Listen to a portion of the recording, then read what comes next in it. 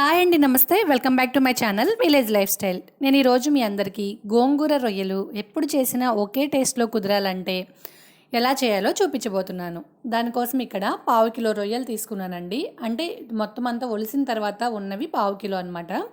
ఈ రొయ్యల్ని ఉప్పు నిమ్మరసం వేసి 4-5 సార్లు కడిగిన తర్వాత ఇప్పుడు దీనిలోకి 1 స్పూన్ పసుపు అలాగే 1 స్పూన్ సాల్ట్ వేసుకొని మొత్తం కలిపేసి పక్కన పెట్టుకోవాలి. అలాగే దీనిలోకి ఎగ్జాక్ట్గా గోంగూర ఎంత తీసుకోవాలనేది కూడా మీకు చూపిస్తాను. స్కిప్ చేయకుండా చూడండి. ఇవి ఎక్కువసేపు మ్యారినేట్ అవ్వాల్సిన అవసరం ఏమీ లేదండి. జస్ట్ 5 మినిట్స్ పాటు ఇలా కలుపుకొని పక్కన పెట్టుకొని తర్వాత స్టవ్ మీద పెట్టేసుకోవాలి. ఇదిగో గోంగూర అయితే గుప్పెడు తీసుకున్నానండి. మీకు తెలియడం కోసం ఇలా గుప్పెడు పట్టుకొని చూపిస్తున్నాను. ఇది పుల్ల గోంగూర అయితేనే బాగుంటుందండి రొయ్యల్లోకి, మామూలు గోంగూర కంటే కూడా. దీనిలో ఈనెలు ఇలాంటివి ఏమైనా ఉంటే వేరేసుకొని శుభ్రంగా వాష్ చేసుకున్న తర్వాత స్టవ్ మీద పెట్టేసుకోవాలి. అలాగే వేరొక కడాయి తీసుకొని మనం ముందుగా పక్కన పెట్టుకున్న రొయ్యల్ని ఈ కడాయిలోకి యాడ్ చేసుకోవాలి. ఆయిల్ ఏం వేయకుండా రొయ్యల్లో నుంచి వాటర్ వస్తూ ఉంటుంది. ఆ వాటర్ మొత్తం ఎగిరిపోయే వరకు వేయించుతూ ఉండాలి. ఇదిగో చూడండి, ఒక 1 మినిట్ తర్వాత మనకి రొయ్యల్లో నుంచి వాటర్ అనేది వస్తూ ఉంటుంది. లో ఫ్లేమ్లోనే పెట్టుకొని ఉడికించాలండి. మరీ ఎక్కువసేపు ఉడికించినా సరే రొయ్యలు అనేవి రబ్బర్లా అయిపోతాయి, సాగుతూ ఉంటాయి అన్నమాట. ఎక్కువసేపు ఉడికించకూడదు. ఇలా వాటర్ వచ్చిన తర్వాత మీడియం ఫ్లేమ్లో పెట్టుకొని ఒక 2 మినిట్స్ ఉడికిస్తే సరిపోతుంది, వాటర్ అన్నీ ఇంకిపోయే వరకు. ఇదిగో నాకైతే 2 మినిట్స్కి వాటర్ అన్నీ ఇలా ఇంకిపోయాయండి. ఇప్పుడు ఈ రొయ్యల్ని తీసుకొని పక్కన పెట్టేసుకోవాలి. ఇదిగో చూసారు కదా, వాటర్ ఇంకిపోయిన తర్వాత మొత్తం తీసేసి పక్కన పెట్టుకోవాలి.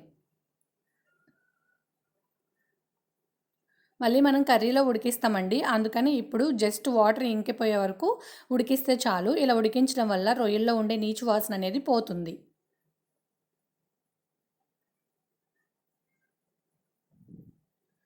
ఇలా రొయ్యలు మొత్తం తీసేసుకున్న తర్వాత అదే కడాయిలోకి ఒక 2 స్పూన్ల ఆయిల్ వేసుకోవాలి.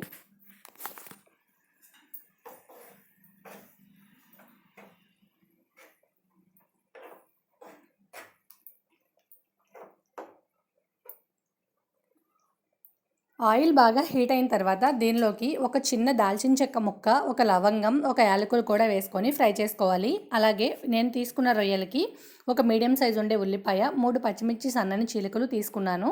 ఉల్లిపాయలు మరీ ఎక్కువ వేసుకోకూడదండి, తీయగా ఉంటుంది. చిన్న ఉల్లిపాయ అయితే సరిపోతుంది, తక్కువ వేసుకున్నా పర్వాలేదు. ఇలా ఉల్లిపాయలు వేసి ఫ్రై చేసుకుంటూ ఉండాలి.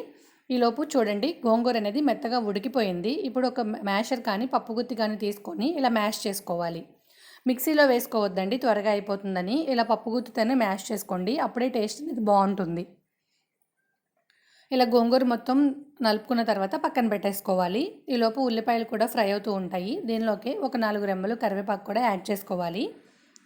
చూడండి, ఉల్లిపాయలు బాగా ఫ్రై అయిన తర్వాత దీనిలోకి 1 స్పూన్ అల్లం వెల్లుల్లి పేస్ట్ వేసుకోవాలి. ఫ్రెష్గా రుబ్బుకున్న అల్లం వెల్లుల్లి పేస్ట్ వేసుకోండి, ఫ్లేవర్ బాగుంటుంది. అలాగే మనకి చికెన్, మటన్ లాగా రొయ్యల్లోకి ఎక్కువ అల్లం వెల్లుల్లి పేస్ట్ వేసుకోకూడదండి, కొంచెం తగ్గించి వేసుకోవాలి.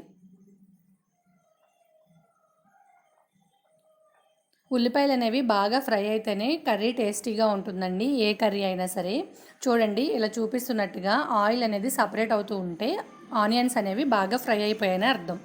ఇప్పుడు దీనిలోకి అల్లం వెల్లుల్లి పేస్ట్ని యాడ్ చేసుకుందాం.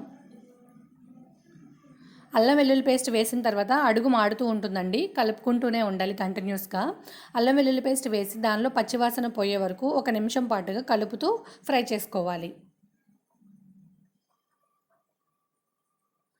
చూడండి, ఇలా మొత్తం ఫ్రై అయిపోయిన తర్వాత దీనిలోకి 1 స్పూన్ పసుపు, అలాగే 2 స్పూన్ల కారం, 1 స్పూన్ సాల్ట్ కూడా వేసుకోవాలండి. కారం కొంచెం ఎక్కువే వేసుకోండి, ఎందుకంటే మనం గోంగూర వేస్తున్నాం కదా, అందుకని కారం కొంచెం ఎక్కువే పడుతుంది. అలాగే 1 స్పూన్ ధనియాల పొడి, ఒక 1/2 స్పూన్ గరం మసాలా కూడా వేసుకొని ఇలా మొత్తం ఫ్రై అయిన తర్వాత మనం ముందుగా నూరుకొని పక్కన పెట్టుకున్న గోంగూరని దీనిలోకి యాడ్ చేసుకోవాలి.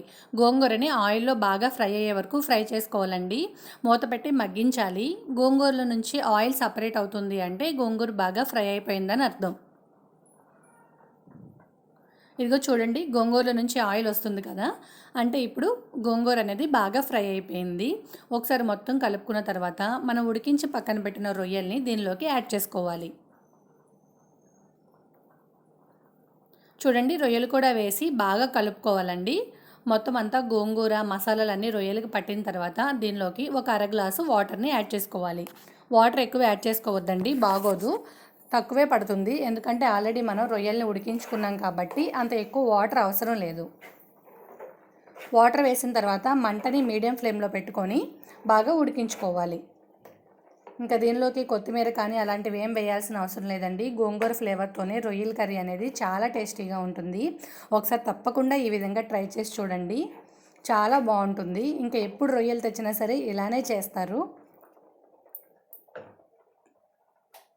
చూసారు కదా, మీడియం ఫ్లేమ్లో పెట్టిన తర్వాత ఒక 3 నిమిషాలకి నాకైతే వాటర్ అన్నీ ఇలా ఎగిరిపోయి ఆయిల్ అనేది సపరేట్ అవుతుంది. కర్రీలో నుంచి ఆయిల్ సపరేట్ అవుతుందంటే కర్రీ అయిపోయిందని అర్థం. ఇంక ఇప్పుడు స్టవ్ ఆఫ్ చేసేసుకొని సర్వింగ్ బౌల్లోకి సర్వ్ చేసుకోవడమే. చూసారు కదా ఎంత సింపుల్గా ఉందో. వంట రాని వాళ్ళకి కూడా ఈజీగా చేయొచ్చండి ఈ కూర అయితే. తప్పకుండా ట్రై చేయండి. అలాగే ఈ వీడియోని కనుక మీకు నచ్చినట్టయితే లైక్ చేసి ఛానల్ సబ్స్క్రైబ్ చేయండి. Thank you friends.